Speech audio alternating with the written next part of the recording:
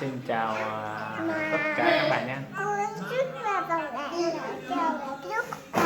Trong tối hôm nay là các bạn nghe Jarai Mahatipana xem thư thế nào nhé. Xin chào nhé. Giờ mình Jarai mà mình muốn học tiếng Bana. Giờ tất cả Jarai và Bana xem mình nói được hay không nhé các bạn nhé. In của cô mini cờ đi đăng con mon con ong nhong học rê âu nở âu chọc âu măng âu gu măng lăng nhôn hari tròn đầm bùm in của cô mini cờ nhong học lờ lo đừng họ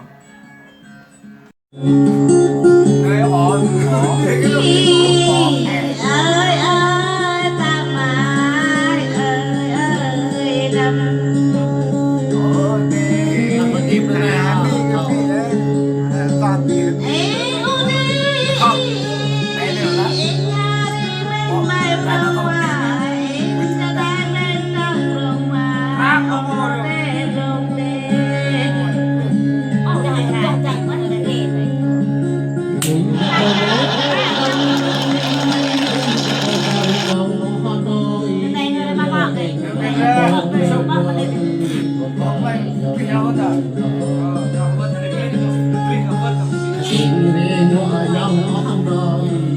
ngồi mình lát nơi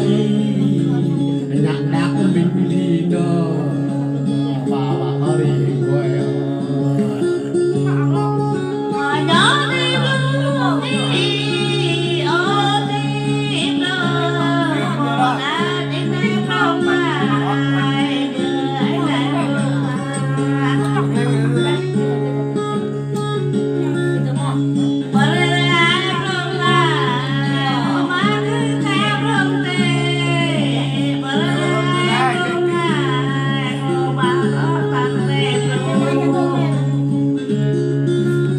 em cái tình nhà nơi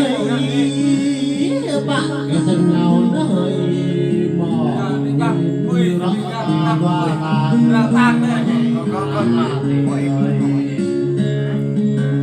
ông rể có nhắc về là tâm ra kia ăn nơi tâm rể với đồ mòn đồ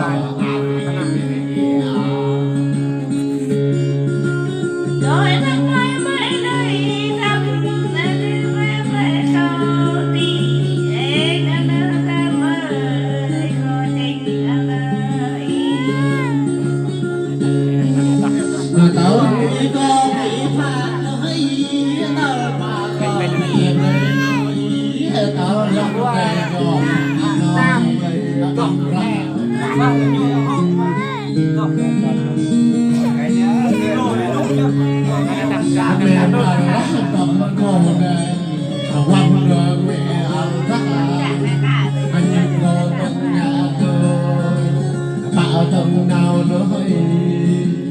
mà có tâm chuyện lao về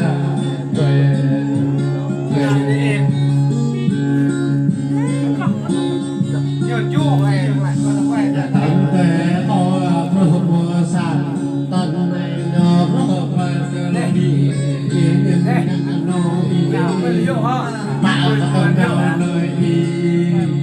mà